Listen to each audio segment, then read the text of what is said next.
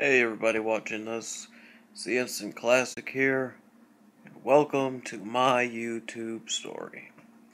So I thought I'd tell about my journey, how I got here. Because I think when you go to watch a channel, hey Superman Redneck, what up? I'm going to tell my story about how I got to YouTube, how did I get started, and why do I do this. So I think everybody when you find a channel you like, you kind of wonder what made them want to go to it. Why did they want to watch it? So, I started filming about 2006. It was me and my friend Dustin and a few other guys. And our goal was to become the next Jackass. And the reason why is because none of us could act. At least at the time I couldn't, and some of my friends couldn't. So I figured the only thing we could do is do Jackass type stuff. Or CKY, if you guys ever have heard of that. So that's what we kind of thought about doing, and we did. And we filmed a lot of great stuff. From 2006 to about early 2008, we filmed some badass movies. Like, they were full-blown films, like pranks and just crazy off-the-wall stuff. We only had, though, a VHS camcorder. We didn't have, HD digital camcorder. We used a VHS one. And I'm trying to think of what else. We didn't have a laptop. We had a computer. My grandma had one at her house because I lived with her. And our buddy Aaron, he had one. But they were desktop computers. And I think Aaron had Wi-Fi, or not Wi-Fi. I don't know, he had some internet, but it was slow. But we didn't envision putting it on YouTube. We didn't envision it going on the web. So we just filmed. And the tapes were on, what we recorded was stuff that we recorded over my buddy Aaron's, childhood stuff, like when he was a kid. So those kind of got locked up in a shoebox basically, at his house for years and years and years. I kind of fell into like a really bad drug problem, an alcohol problem, and I kind of lost that passion to film. 2010, I started kind of getting that feeling I want to film again. Keep in mind, we didn't even have a camera. I wasn't even in touch with any of the guys, mainly, pretty much, because they all were like, man, he's a bad drug addict, he fucked us over, fuck him, we don't want nothing to do with him. So they all disappeared. So it's just me. And my grandma, who has taken care of me my whole life, supported me, everything, she could see I wanted to film. And the VHS camera that we had broke years ago. So for Christmas, she bought me a camcorder. It wasn't anything fancy. I don't even think it was HD. If you go back to all the YouTube videos, for several pages, all those videos were filmed on that camera, so that tells you the kind of quality that camera was. But it was something. So, I think it was 2011, I uploaded my first video on YouTube, December 30th, 2010. It was called No Smoking. And I liked it. I thought it was great. But I was still on drugs at the time, so I wasn't really, I don't know. I was half and half, I want to do this, I don't want to do this. I don't have the motivation, I'm too fucked up, I can't do it. So, 2011 rolls around, and I filmed so much stuff because I wanted to go back to the old days, making movies. I didn't have a whole lot of my friends left, so I couldn't really do it all. And I'm just going to answer one question, because I'm sure this may get brought up, or you're maybe thinking if you're watching it, why haven't we seen those tapes that you did before? They're at Aaron's house. I hope. Me and him are not friends, unfortunately, and it's my fault. I was an asshole, I was a douchebag, I was a thief, I was a liar, I was a drug addict, I was all these things. And so he wants nothing to do with me. He has all the tapes. That's why you guys have never seen any of it. And unfortunately, you will probably never see it. So back on track. I probably filmed almost 3 hours worth of footage. But again, I didn't have good internet. I had my grandma's computer, and I really didn't know a whole lot about YouTube or anything. So I would edit the videos on her computer, and I would put it on a flash drive, and I would hook it up to my PS3, PS3, and I would upload through there. But I had to steal my Wi-Fi from across the street at my neighbor's house. I don't know why I'm pointing over there. I'm not even at my grandma's house. And so that's why when you go back and you look, it will say like uploaded through PS3. I think I may have taken that off on all the videos, but you'll see that they're only 17 seconds long, 18 seconds, 20, less than 30. And the reason is because when I would upload them through the PS3, I couldn't, it would take like hours. So that's why all my original videos are so short. And then eventually I got a laptop. And so I started filming using that, and then I went out and had a job. I started making money. My battery's dying, so I better plug this in so I can continue our story. And so what I did was, I'd film it all, put it on the computer, edit, upload. And so that's kind of how I got my start on YouTube. And it's sort of been the journey. Now the reason why I do YouTube, I never planned on getting into doing YouTube when I started filming. And the reason why I started filming in the first place is because I was wanting to be in movies. But I live in a tiny little town in Michigan where I guarantee you probably never heard of. And so it's not like every opportunities are just knocking at the door or just around the corner. So I thought, well, I'll make my own stuff, you know. And I found, I've always heard about YouTube, but never really, I don't know. So when I did try it, I found it to be awesome. It's my own platform. I can put my stuff out there. It's no longer me saying, hey, this is what I've done in the past without being able to show it. Now you can see what I've done. And one of my biggest goals from YouTube after I found out you could make money was I want to be able to pay, and this is honest to God's truth when I say this, if I was to make serious money through YouTube, the first thing I would do is pay off all of my grandmother's debt. Because that woman took me in after my dad died and my mom died and has supported me through everything. She's the reason why I got off drugs and I got off alcohol. She got me cleaned up. Everyone in my life, when they disappeared, she was the only one who stuck by me. And it drove her, I probably helped drive her into debt, but others did too. But, she's lived her whole life helping everyone else. She's in her 70s now, and I just want her to be able to just relax and not fear about, am I going to be able to afford my bills here or there.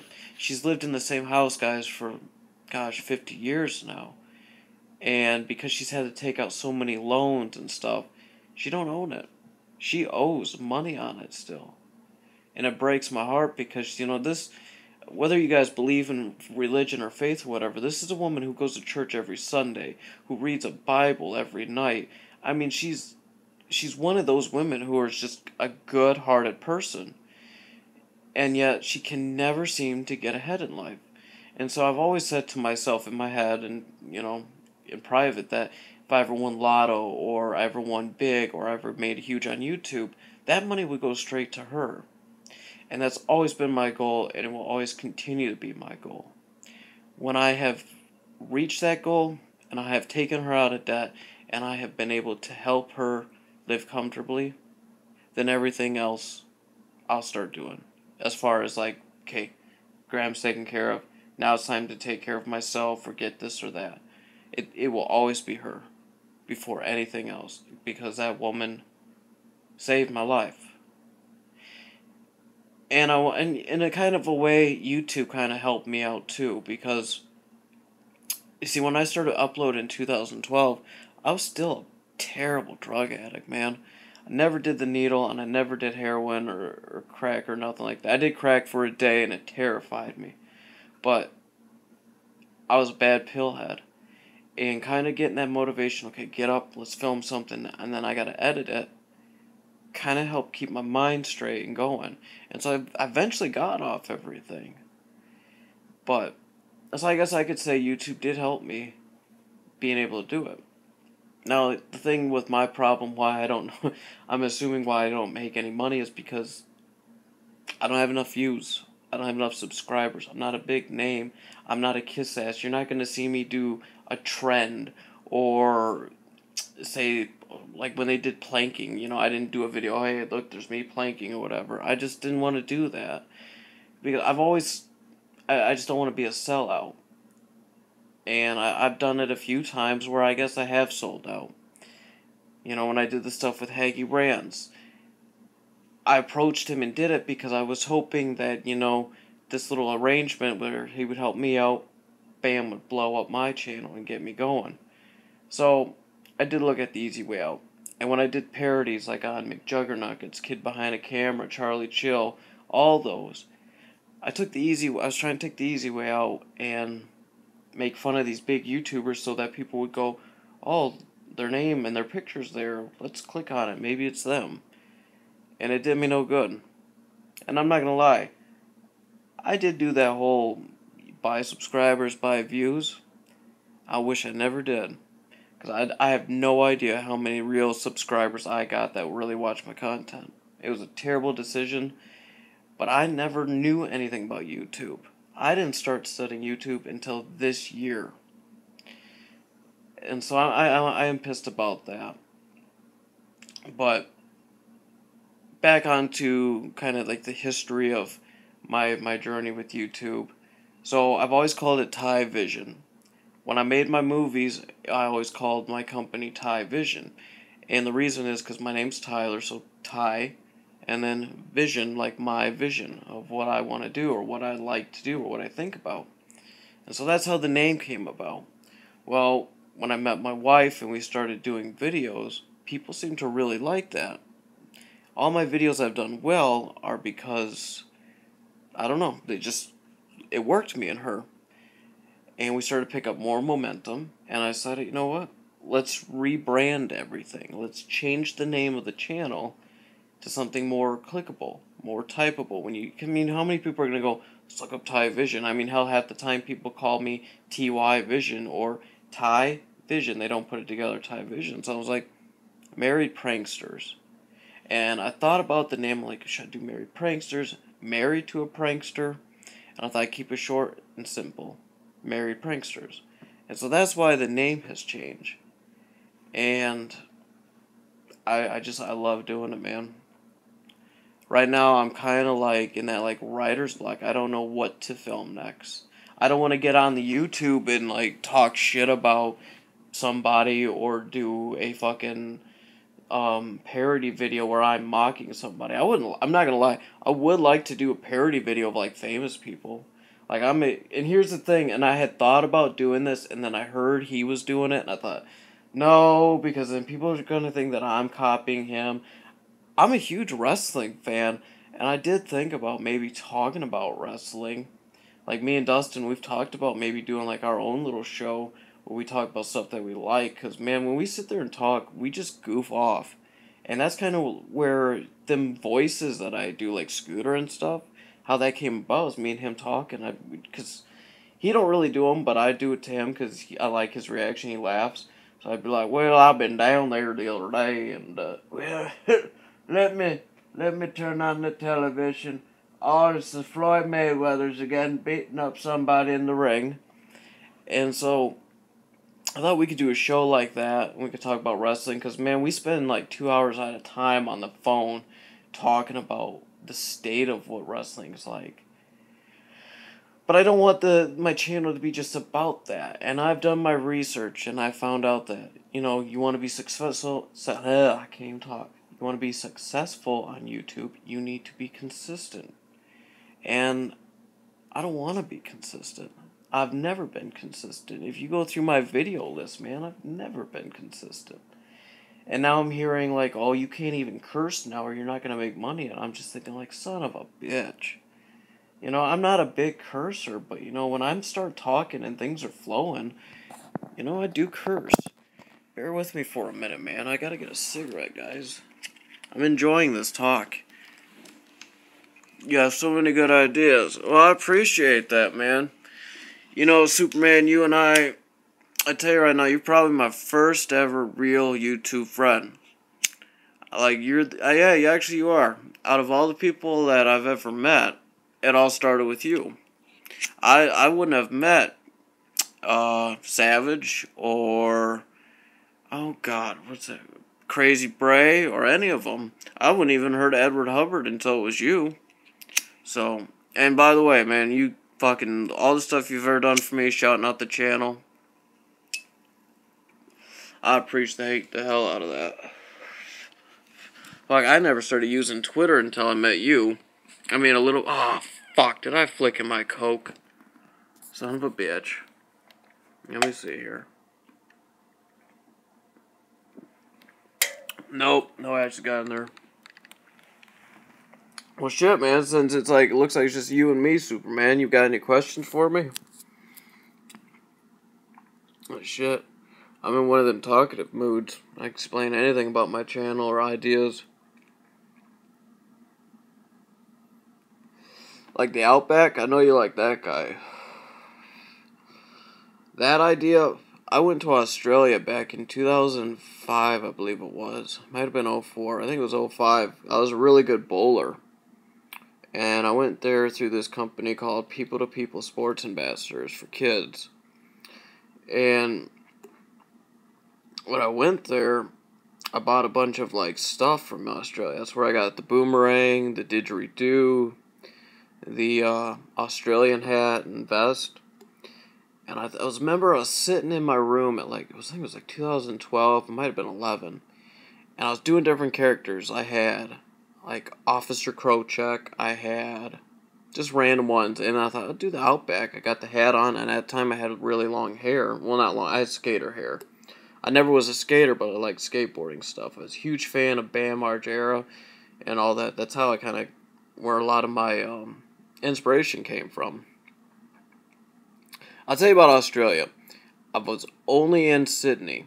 I was in Sydney, Australia. I think it was 11 days. We never went to any other town. I got to see all the sights there. But if you've ever been to New York, it's like that, but with a lot of Koreans. And it didn't smell as bad, because I've been to New York. Man, that place, it's cool. It's expensive, but it reeks. Australia, that was so expensive. Like I said, I went in 2005, and I remember the cheapest thing I could get was a small fry and a small drink, and I think it cost me like $7. I went broke fast. I mean, we're talking about a poor kid from Michigan going to Australia. I think I went there, I was like chubby and fat. I came back where my pants were sagging down. I lost a lot of weight because it was a rough time. It was fun, but it was rough on the wallet. Plus, at the time, I was a kid. I didn't understand the concept of money. I was spending like tomorrow thinking I'll be fine. I think I ran out of money. Honestly, I think I ran out of money like in 4 days. So I was like stealing from people to eat. But it was cool. I had a good experience. My team did absolutely terrible because I never bowled with any of them.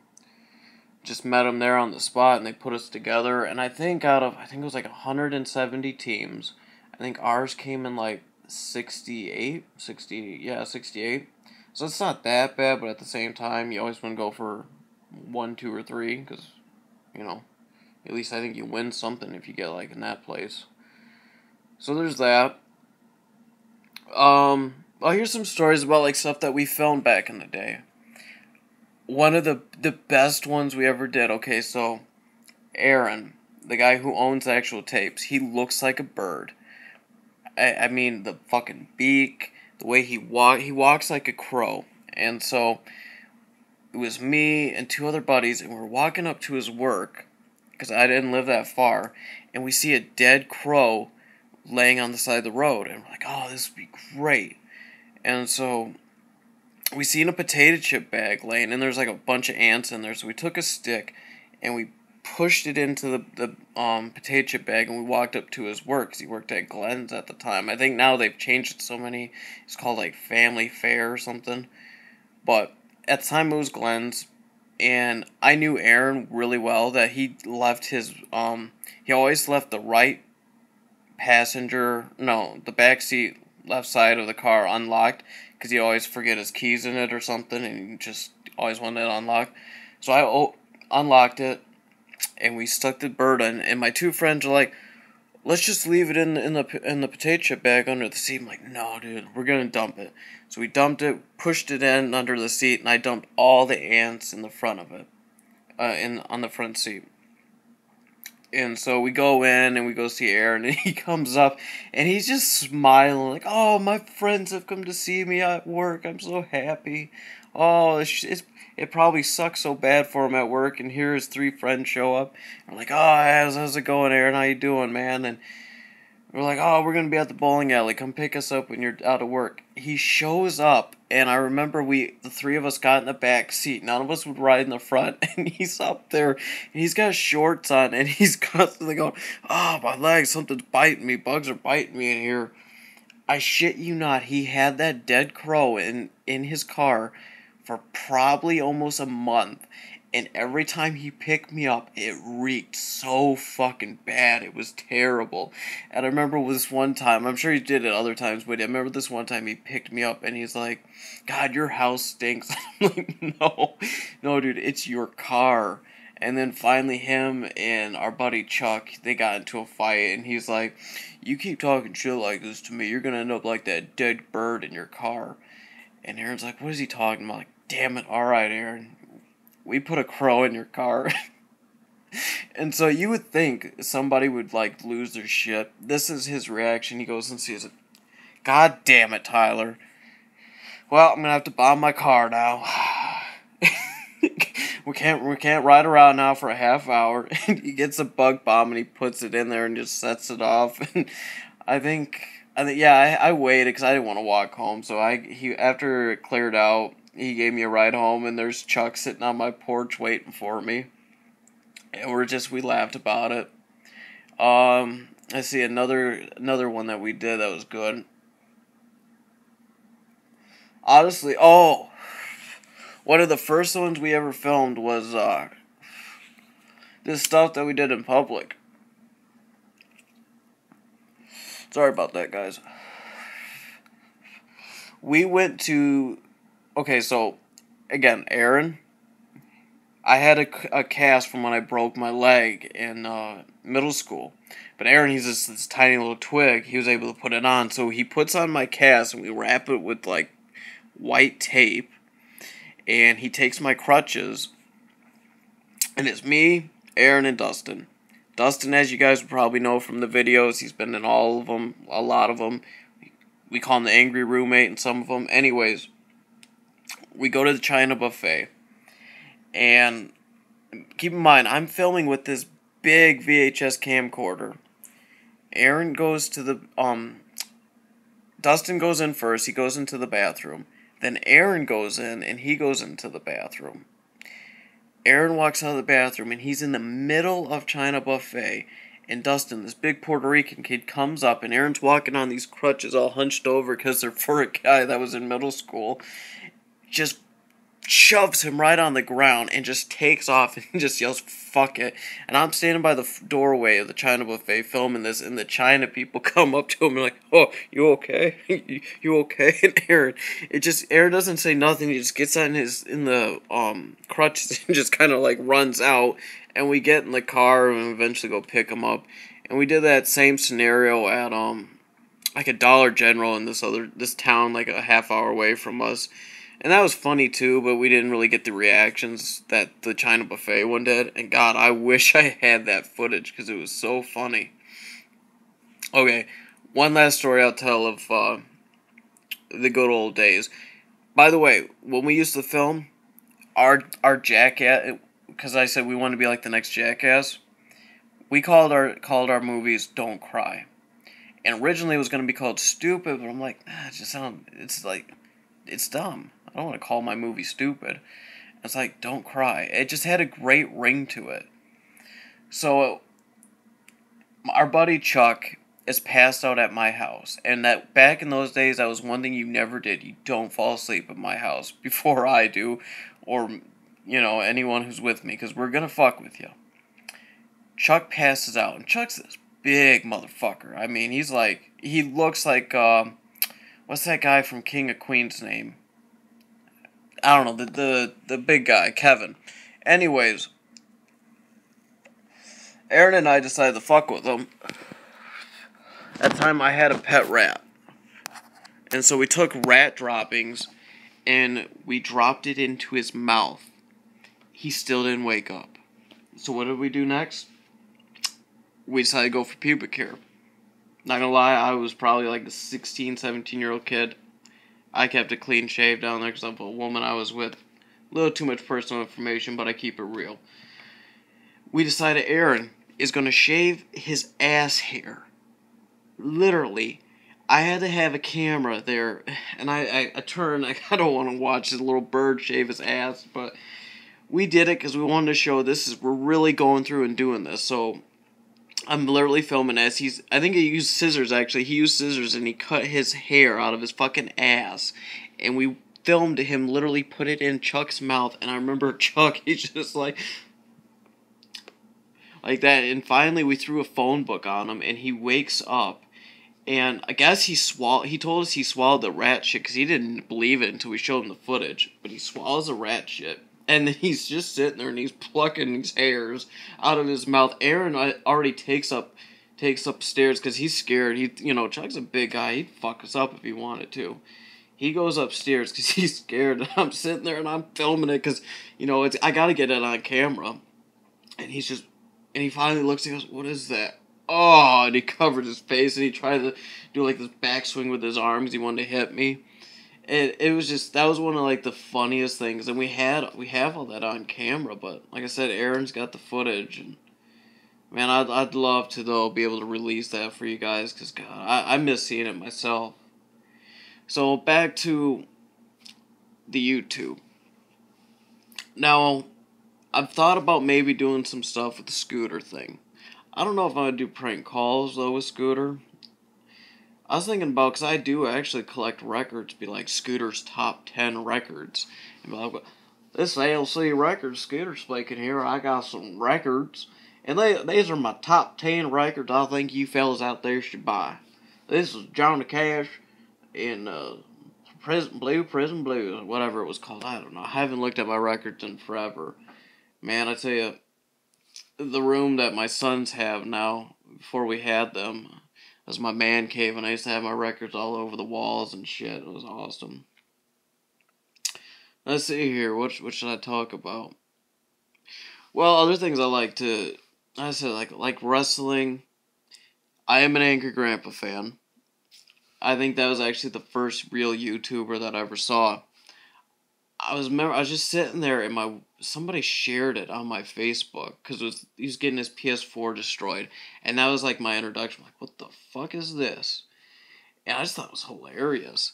Yeah, I was a little pissed when I found out it was fake, but man, I think it's funny as shit the way he acts. I think it's gone downhill since then, but you can't blame the guy. He's old and sick.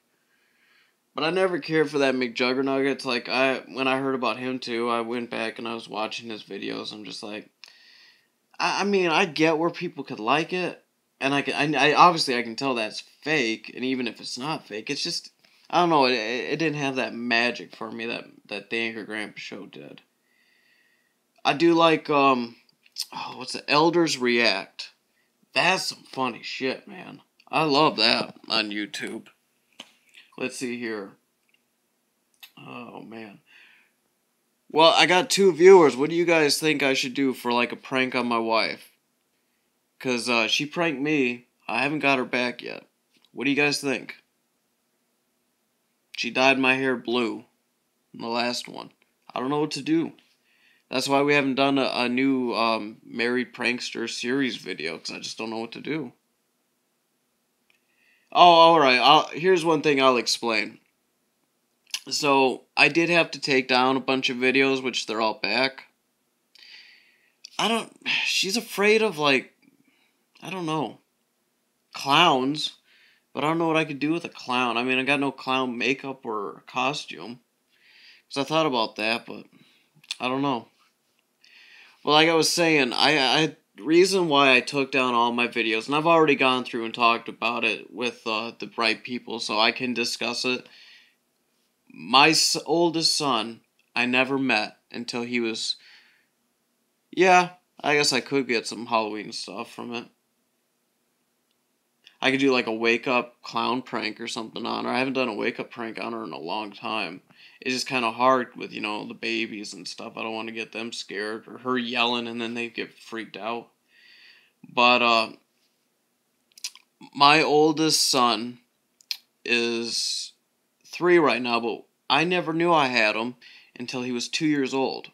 Believe it or not, I'm not one of those kind of dads who got knocked up a woman and disappeared. I just didn't know.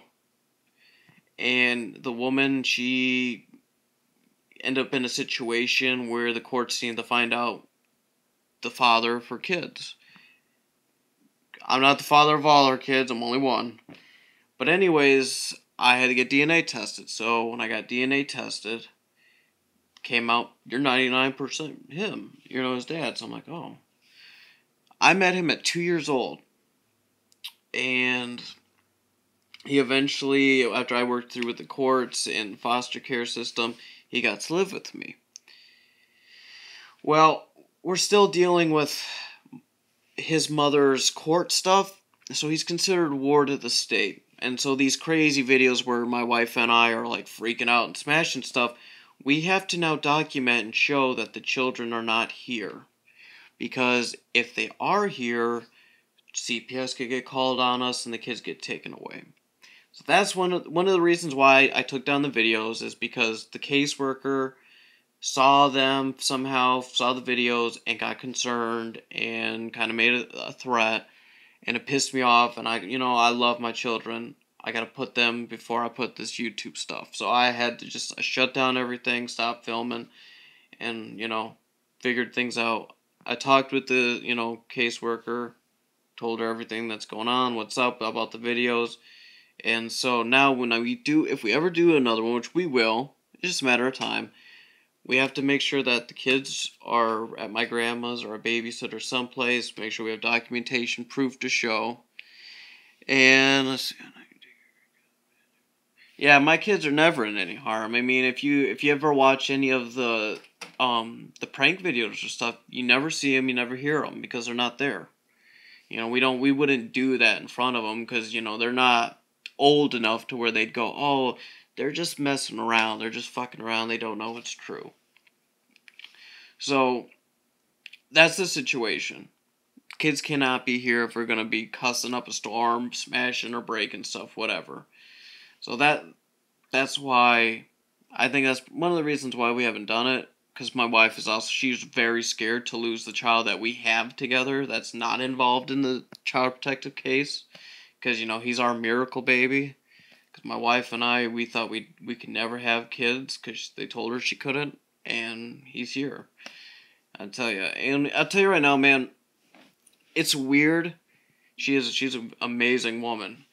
It's weird finding out you have a 2-year-old son when you'd never met him before. It is so weird because once my son's name is Kobe, so my wife and I found out we were pregnant with our child together, Michael, in October. No, it was November. It was December I got the paperwork about the whole DNA testing, and then January I find out I have a 2-year-old son. And then March he moved in with us. And so it's like, bam, bam, bam. And then my son Michael's born. And so it's like we're both new parents getting bam hit with 2 kids. And it's so weird, Because I'll admit, I was one of those lazy guys who just laid around, played video games, ate junk food, slept in, stayed up all night, all that stuff. Fuck, when my wife and I got together, I would work nights, she worked days, so well, not like nights, but I'd work, up until like 11 p.m., 11 or midnight, and get out of work, and I'd be up all night. and I didn't work nearly as much, so I just be at home playing video games, or we'd film random shit. But now with kids, it's like it's completely different, man. And I love my kids, though. I tell you right now, I wish to God I could have been there for my oldest son's birth. That's one thing I really regret missing. But I didn't know. Because when our youngest, the baby, Michael, man, when he was born, that was such an eye-opening experience. Any guys out there, man, that's one thing I recommend. Be there to witness the actual birth, like, cutting the umbilical cord and just watching the life come, because it's the most pure, precious moment you could ever have or experience, and I love it. And so it's awesome, ain't it? It's one of those experiences like you can never forget. But we are thinking about maybe having another one. We're not maybe thinking, we want to have another baby. I just want to wait a little bit. I'm thinking sometime in 2018, have a baby. I don't want to, have one right now. Just give our Michael it's a little bit more time to grow up, because he's a little over a year now. But I don't want to have him, be all so young, because, man, it's hard watching these kids all the time. But I love it. We're hoping for a girl this round. We got 2 boys. We're hoping for a girl. And so yeah, that's more of a God damn, I can't even talk right now. That's a lot of information for you guys. I'll keep going. I don't give a shit. I'm waiting for my wife to get home. She's got another half hour till she gets here. I want to at least say goodnight to her before I go to bed. Because she was supposed to get home at 11. She works at the medical care facility as a CNA. So whenever they're short staffed, they ask people to stay over. And so she, of course, stayed over, so she'll be getting home about 2:30. Well, she'll get out at 2:30. She'll be here about 3. Son of a bitch, I got an hour yet. And my oldest son right now, he's at his mother's. She gets to see him 3 days out of the week, because he started school now, so he's with me for the school, and he stays with her when he's not. And Michael, he's passed out sleeping. Oh, man, I tell you. You know what, no, here's some inside scoop on us. We got fucking fleas here. It's a pain in the ass. I don't know how we got it, because we don't have any cats now. We got rid of the cats. I sent them to my grandma's house. But in all the years that we've lived here, we've never had fleas. Our cats are not outdoor. I don't know how we got it. We paid like $200 and some for an exterminator. Did the job. They kind of were gone for a little bit. Man, they're back now, and they're terrible. Like I say, I keep it real with the fans. You know what? I don't like that term. I'm not going to call my viewers fans. You're friends. That's what you are. Angry Grandpa's got his youngins. McJuggernugget's got his juggies. You guys are fans. What is it? Citrus oil? Citrus oil? I don't know, man. We've tried a lot of different things. We got like 30 days for Orkin, this company, to come back out and respray the house. My wife just called them actually, I think today. So they're gonna come back out and they're gonna respray the house. Citrus oil. I'd give it a try. I mean, fuck, at this point, anything can work. Like I said, we got rid of the cats until we can get those taken care of. Oh, by the way, we were gonna move out of where we're at, but around here, man, right now, it's just nothing's available, nothing's open. We had a 4-bedroom house we were gonna get.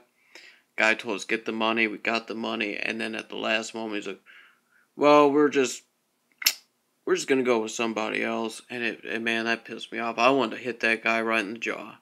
It made my wife cry. She had her heart set on this house, and 'Cause right now we're in a 2-bedroom, and, you know, it's not so bad because the kids are small, but, you know, if we're going to have another one, and if by chance it is a girl, and even if it's a boy, I still want, them to have at least have a 3-bedroom, 2 boys can bunk up and the other can have his own room, but I don't know. I'd like a 4-bedroom or a 3-bedroom, don't matter. Preferably a 4-bedroom so I can get my man cave back. Man, I miss having a man cave, or at least a basement I can turn into one. So, like I said, I keep it real with you guys. So I hope nobody thinks bad about us when I say we live in a 2-bedroom trailer. It's a module home. That's the best way to put it. It's a 2-bedroom. It's not dumpy looking. It's actually a nice trailer park, but fuck, it's cheap. $300 a rent for a month? You kidding me? Fuck, man. Trying to find a house here in town, it's like almost $800. You want to get a 3-bedroom? $1,500. Fuck that. And this 4-bedroom house we were looking at, I think it was like $710 for the rent, which ain't bad. 4-bedroom compared to what I just said, what they're charging here in town. So, we're looking at this apartment place right now. It's 3 bedrooms. It's everything included except for internet and electricity, $740 a month. And they allow pets. So, we're going to see. Plus, it comes with an actual washer and dryer in the apartment, in the room. So, we don't have to go find a laundromat or go use theirs and pay money. It's just right there for us to use. We're on a waiting list. When I talked to the woman, she's like, oh, it's a very short waiting list. My wife calls, there's 20 people ahead of us. Like, are you fucking kidding me? That's not short to me. So I'm hoping that these 20 people are fucking screw up so they don't get in. I don't know. My wife has her heart set on us moving out this year, though. We've been here since 2015, and yeah, I know she wants out. She wants more space, and I get that. I want out too, but, we gotta just work with what we can get. We're up to 3. Who's the 3rd viewer? You missed a lot of the story. Oh, they're gone. I probably scared them away. That's alright, though. I tell you, though, man, like I said, I'd love to make some money doing this YouTube thing. I made a GoFundMe account for my grandma. I only set it for like $3,000 just because, it's something to help her. She calls me, I think, like an hour later, and she goes, we need to talk. I'm like, why? Why in the world did you make me a GoFundMe account? That's embarrassing. My friends from church are going to see that. And I'm like, Graham, I was just, because I know you're struggling, and I just want to help in some way. And after she found out that I wasn't doing it as a joke or anything, I wasn't being an asshole, I was trying to be nice, she, like, well, I appreciate it, but just take it down, delete it. I'm like, alright. I shut it down. But yeah, man, like that. A little backstory on my grandma. She retired in 1999. Because my grandpa, he worked at this factory and made great money. So she retired in 1999 thinking my grandpa would be able to financially work enough to be able to make sure they're not in debt. He got diagnosed with lung cancer, stage 4, the very next year. And he passed away about 6 months into it. So my grandma my dad passed away in 1997. And within like 3 years, she lost her favorite son that she considered, her golden boy, and her husband. And ends up being basically a single parent at the age, I think it was like 55, 56 with me, because my mom was a drug addict and a dope head, and I didn't want to go with her. If I would have lived with my mom, I probably would have been in and out of homeless shelters and probably dead on drugs or something. And she lives in Tennessee, so I don't know how I would have done there. But yeah, so that's one of the reasons why, like, when I talk about my grandma, I mean it. It's not me trying to get people to send me money. I don't want people to, through YouTube, to send me money. Unless you're fucking rich, you can throw away it, go right ahead. That's why I want to make money on YouTube, man. I want to be able to take care of her financially. She's, next to my kids, my wife, she's the most important human being in the world to me. And if I could, I'd take every worry away from her. And I wish I could. You know, it sucks right now. Like, I got my grandma this dog back in 2008. She loved it. I got it to her as a puppy. She had to just put it down actually 2 weeks ago. Had kidney cancer, and it spread to the point that he just couldn't move. And it sucks, man, every time I see that woman in pain. You know, being a religious guy like I am, I just wonder why God can't give her a break. I can understand why I don't got a break, but her, man, she deserves it.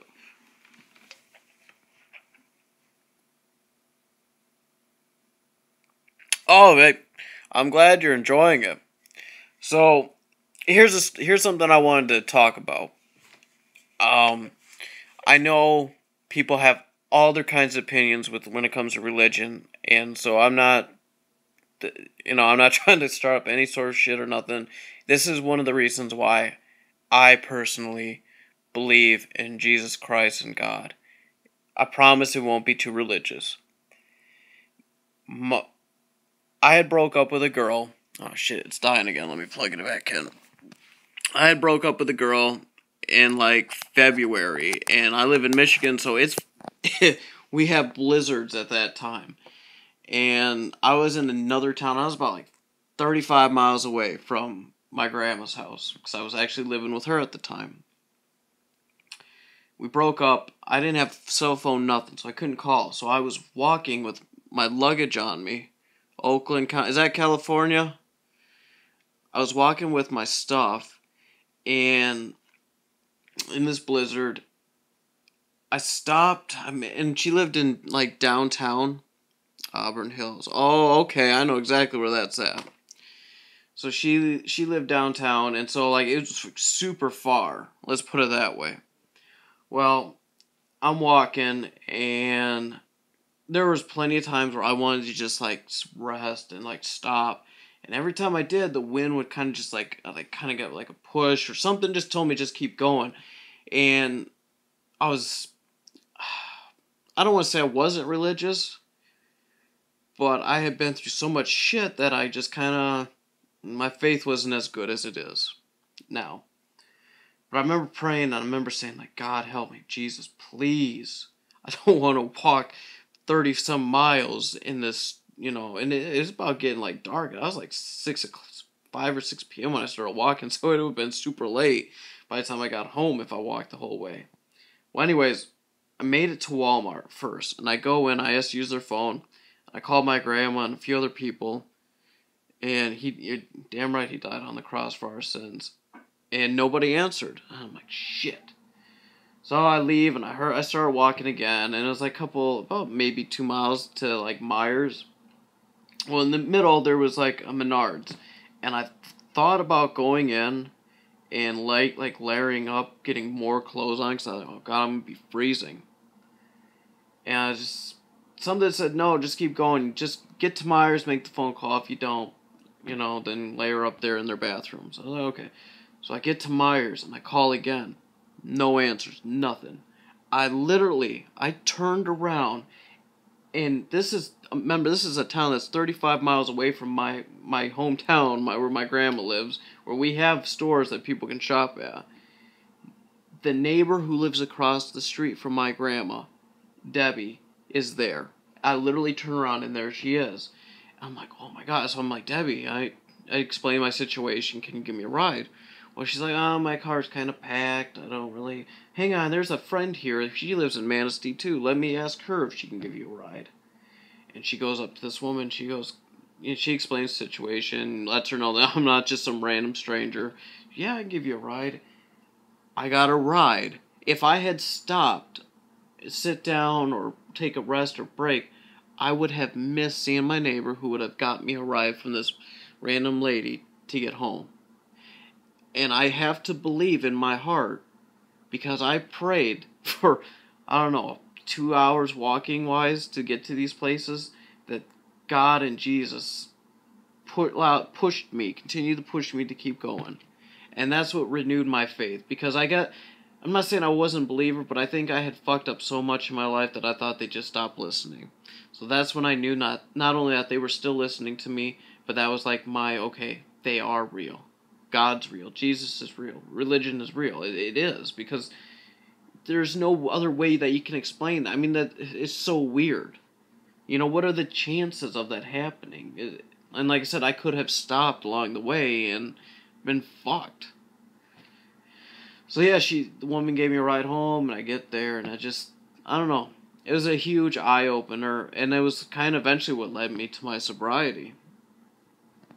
And here's another thing when it comes to sobriety. I never did treatment, never went to meetings. I simply just got off at cold turkey. Kicked the habit 100%. It sucked. I was mean. I was sick. I was pissed. But I did it cold turkey, and I never went back. And I'll tell you right now, man, people say, oh, eventually you'll forget about it, man. I've been clean 100% since December 26, 2012. I still have dreams, and I still get cravings to this day. I just don't act on it.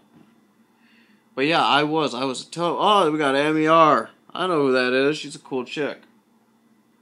I'm glad you're here. I hope you enjoy the show. Talking about my days on the drugs and how I got cleaned up. I did a lot of drugs. I smoked pot. I did Xanax, Tramadol, Norco, Darvocet, Valium, Klonopin. And here's the thing, man, about me. Nobody ever taught me how to take drugs or do drugs. I just didn't know anything about it. So when I did it, I would do tons, to the point where I blacked out. I was literally blacked out. I would take like a handful and then I'd mix it. No clue. And I did that with drinking. I would just drink a shit ton and go like, oh, fuck. So yeah, that's kind of my drug life. I won't get too much in detail. It's kind of like a depressing thing. Unless you guys want to hear it, I'll talk about it. I got no problem about it. I just don't think it's something that, I don't know, people want to hear. Oh, fuck it. Why not? I'm an open book. We've been here now almost an hour. Might as well just get it out of the way. Worst experience on drugs for me. My all-time rock bottom. 2009 the year was. I was 139 pounds. Keep in mind, I weigh about 200 now. So I was pretty damn thin. Pills galore. I was in a terrible well, not terrible. I was terrible because I was on drugs, but I was in a really bad relationship with a woman who I'd been with for almost 2 years. And one of my closest and dearest friends committed suicide. He was, at that time, I was a really bad drug addict. So, not a lot of people wanted to talk to me because I fucked over a lot of people. He was one of the few that kind of like stuck around. Even at the point where my grandma was like, you gotta move out at this point. I don't want you here if you're gonna be like that. He gave me a place to stay. I had seen him on a Monday, and I get a call. I'm at work from a friend, and he says, Steve killed himself. There's no way. I tell my boss, I'm like, I gotta go, because Steve's house was only about like 2 or 3 blocks away from my work. And keep in mind, I've never been a runner. I've never been a good fitness exercise guy, but I literally ran all the way there. And I get there, and there's no ambulance, there's no cops, his car's sitting outside. I'm thinking, oh, fuck, I got messed with. Well, fuck it, since I'm here and out of work, I might as well go upstairs and go smoke a joint with him.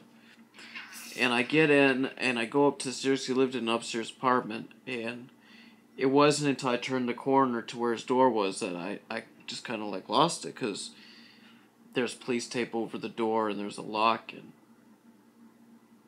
it was just such a weird thing, you know? I mean, I'm sure everyone's lost people like that, but to me, that was my first time ever having that happen to me. It's the only time it's ever happened to me where I've seen where a friend has committed suicide that I, was very close to. So I booted in the door like a dumbass, and it was like a horror movie. He wasn't there, but the blood from everything was. And so with my relationship with my girlfriend at the time being downhill and being pretty much over with, and being a bad drug addict and my friend about to kill himself, I got worse. And I did attempt to take my own life. I remember I took a 9mm gun, or whatever you want to call it, and I was going upstairs to my room. I wrote a suicide note and everything, and I fired one shot and went to the ground. I've never handled a gun, okay? And so I took the clip out, not realizing I left a bullet in the gun. And I was holding it to my head, and I almost pulled the trigger. But something told me to point it away real fast right before I did it. And when I pulled it away, and I pulled it thinking nothing would happen, bam! Shot fired, and it scared me so bad that it fucking scarred me for a long time. Because all I could see in my head was that me not pulling away and it blowing my brains out. And it terrified me so bad. And I got even worse into drugs. And to the point that I took literally so much that I overdosed. And I don't remember. All I can tell you is this.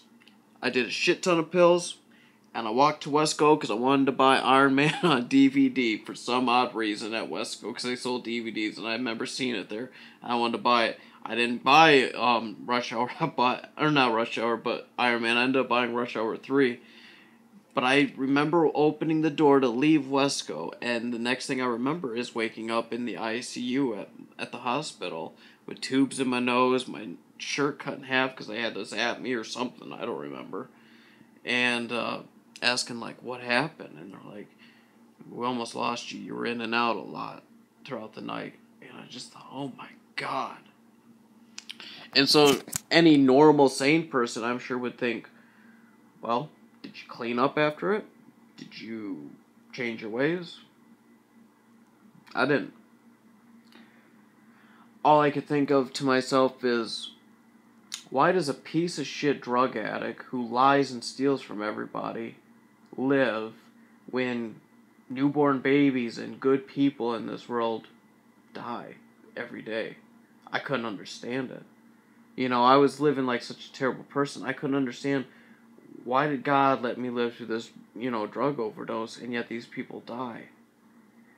And so I continue to keep living that same lifestyle. I didn't even slow down. I think I slowed down for maybe 2 weeks, and I just picked it back up. But, eventually everything came together, and I got cleaned up now, and I got my own place. I got 2 beautiful children. I got a wife. I got love in my heart, passion, and goals.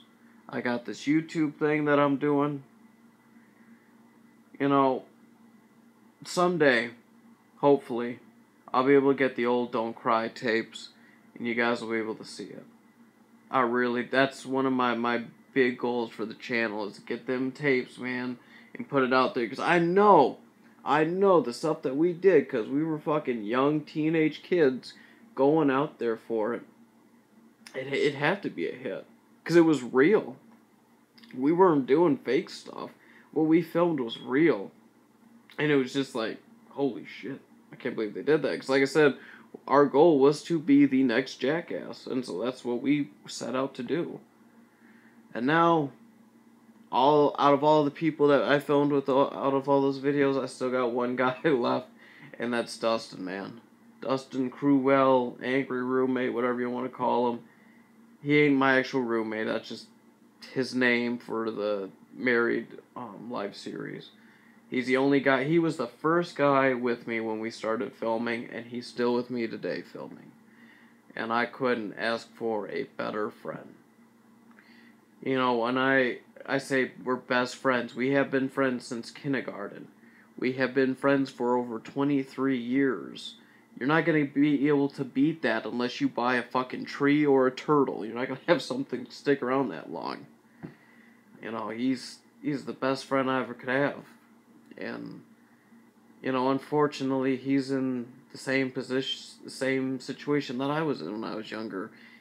He's still boozing it up, doing drugs and all that, and hasn't turned his life around. I hope to God he does, man.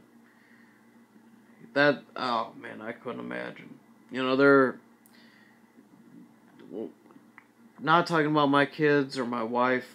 There are two people in this world that I cannot imagine losing. People that would die, and that's my grandma and that's him. That would tear me up. You know, this has been a really rough year with him. Couple months ago, I don't give a shit about airing out stuff or saying stuff, and I know he wouldn't either. He got arrested, man, twice in 1 month because of how bad his drinking is. And I'm not saying he's just like a drunk who gets drunk on the weekends or something. This is a dude who boozes it literally every day to the point that he's blacked out. He's got problems with his liver. And he's only 24 years old. And so that just, it bothers me and it scares me because I was him. You know, I lived that lifestyle of thinking you're Superman, you're powerful, you can do whatever you want and nothing's going to happen.